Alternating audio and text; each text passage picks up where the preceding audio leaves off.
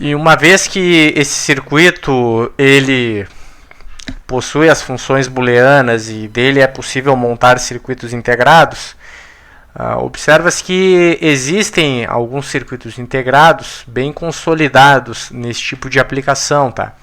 O primeiro é o 74LS47. Então, 7447, por assim dizer. Né? Então, a gente vai escrever aqui. 7447. Ele é um decodificador BCD para 7 segmentos. E aqui entra um detalhe importante, tá? Saídas em coletor aberto. Então, qual é a finalidade do coletor aberto, tá? Conferir ao circuito capacidade de corrente. Capacidade de corrente. Então, basicamente, com a saída em coletor aberto, se consegue operar com os segmentos a uma corrente em torno de 24 mA, tá? 24, 30 mA, depende do circuito integrado. Mas já é muito maior que os 8 mA que o LED opera ali, que a saída de um circuito digital tradicional consegue fornecer, tá? Lembrando que esse valor varia de família para família, mas a coletor aberto já vem para esse patamar aqui, já é bem maior, tá? Então, a gente observa aqui algumas informações do datasheet, tá? Identificação dos segmentos. Aquela identificação que foi utilizada na dedução da tabela verdade, pessoal, ela não foi feita à toa, tá? Porque a academia e a indústria, de certa forma, eles usam esse padrão aqui.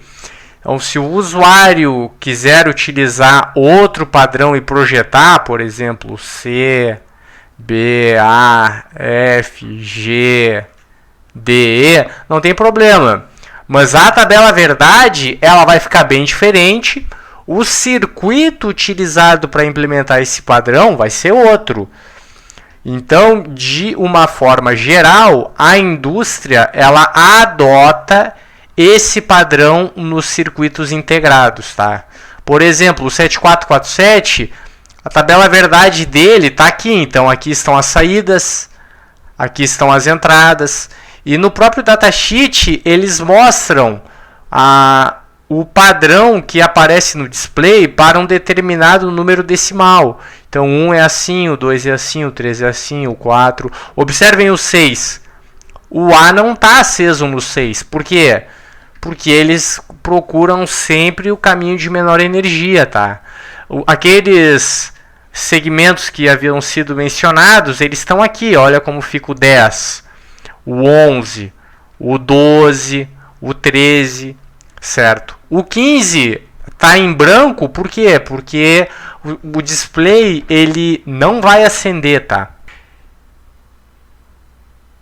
Então, se a gente observar o datasheet do fabricante, vou colocar aqui na figura, vou colocar aqui na nossa tela, tá, pessoal? Então, esse aqui é o SN7447, tá?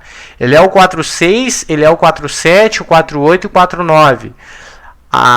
Cada um deles, observem, eles vão ter características, tá? Então, por exemplo, a gente está falando do 47, ele tem as saídas em coletor aberto. Qual é a finalidade? Aumentar o brilho do segmento. Ele tem teste de lâmpada e ele tem Leading Trailing Zero Suppression. Então é uma técnica interna lá do circuito integrado que tenta atenuar esses ruídos aqui durante essas transições, tá? Então, basicamente, a gente vai observar aqui os circuitos integrados. Ele tem as entradas BCDA, ele tem saídas que são conectadas nos segmentos, ele não tem o ponto, tá? E ele tem essas 3 entradas aqui que a gente vai conversar sobre, tá? Onde é que está a descrição delas? Então tá aqui, pessoal, antes de conversar sobre aquelas entradas, né? SN7447. Então a tensão máxima 15 volts, a corrente que ele pode drenar, ou que vai fluir lá pelo segmento também, é 40 miliamperes. É muita coisa, tá? É bastante corrente. Aí o 7448, a gente vai ver no decorrer desse vídeo, ele é um pouquinho diferente, tá? Por isso que a corrente dele é menor, porque o esquema de ligação dele é outro. Então aqui a gente observa na folha de dados o padrão que havia sido mencionado. Baseado nesse padrão e baseado nessa figura, pessoal, é que se preenche essa tabela verdade aqui. Se for observado, a tabela verdade que foi feita no vídeo é igual a essa aqui, tá? Foi inspirada exatamente nessa. E aí agora tem três entradas aqui, tá? Que merecem um destaque. A primeira entrada é a Blanking Input, tá? Então essa Blanking Input, ela vai fazer um teste de lâmpada, tá? Então, basicamente, BIRBO, Ripple Blanking é uma outra variação, tá? A Low Level with the Lamp Test Input High. Então, em Ripple Blanking, Blanking Input, Blanking Output, tá? Então, essas entradas aqui, elas fazem três coisas. Primeiro, elas bloqueiam o circuito. O que seria bloquear o circuito? Seria essa condição que está aqui, tá? Ó, high-low, por exemplo. Se o RBI, se o LT é alto, tá?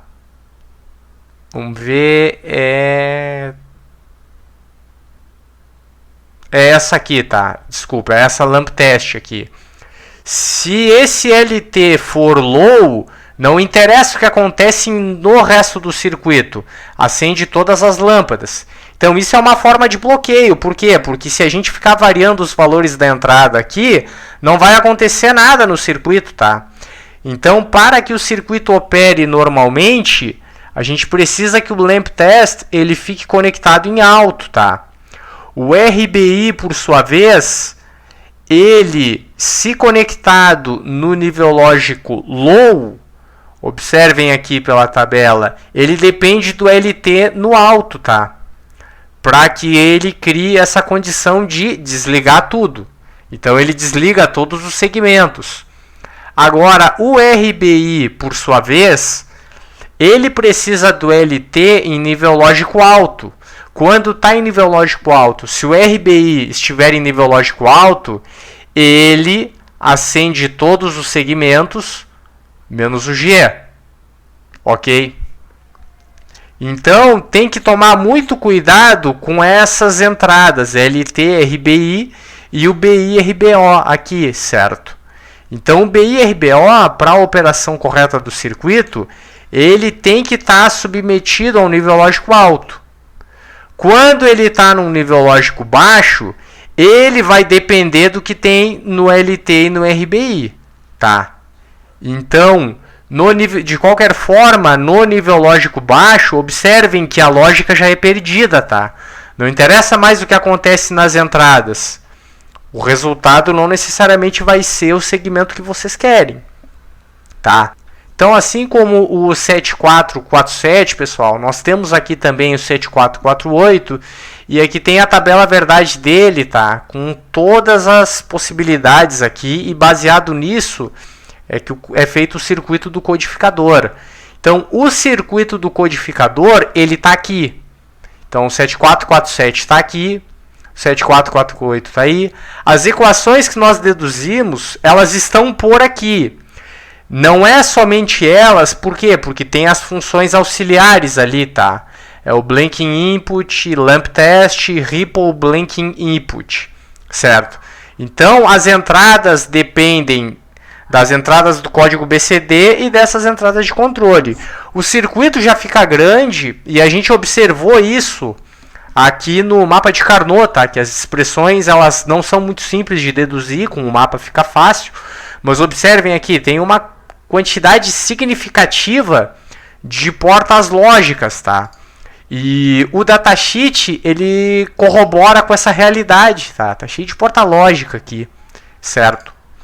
Então, esse é um circuito integrado tradicional, tá? Tem para vender em qualquer eletrônica. Ele é o carro-chefe de display 7 segmento junto com o 7448. E tem esse aqui também. Esse aqui tem no Tinkercad, tá? A gente vai observar que são dois circuitos integrados diferentes, tá? E as diferenças é fácil de deduzir aqui no slide já. Primeira coisa, pessoal. Entradas de controle igual. Então isso aqui tá ok. Agora observem isso aqui, ó. Tá? Isso aqui, por sua vez, é diferente. O que o fabricante está dizendo aqui? Que ele mostra dígitos de 0 a 9. Se a gente observar o 7447, ele mostra 0 a 15 usando esse recurso aqui de adicionar símbolos para os dígitos com mais de uma casa, tá? Agora a gente pode confirmar essa diferença aqui na tabela verdade, tá? Então, por exemplo, até o 9, essa tabela verdade, ela é de certa forma, ela é igual, tá? Ela não é muito diferente do 7447, 7448. A grande questão é o que acontece depois do 9. Então eu tô com esse datasheet aberto aqui também, tá? CD4511. Ele é um latch decoder driver, certo? Ele tem uma capacidade de corrente inferior, mas também é boa, já acende bem os segmentos, tá? Então, applications, driving common cathode. Então, observem, ele é utilizado para catodo comum. Então, um exemplo de catodo comum tá aqui na figura, ó. Isso aqui é o catodo comum, tá? Desculpe, isso aqui é anodo comum, tá? Seria o oposto disso. A gente vai ver aqui no decorrer da apresentação. Então, ele é para catodo comum. Ele tem, funciona de 0 a 20 volts, tá? 0 a 20. Ele tem um atraso de propagação aqui que parece ser grande, tá? Então, para rede, para comunicação, isso aqui já não é muito interessante, dependendo da frequência de operação.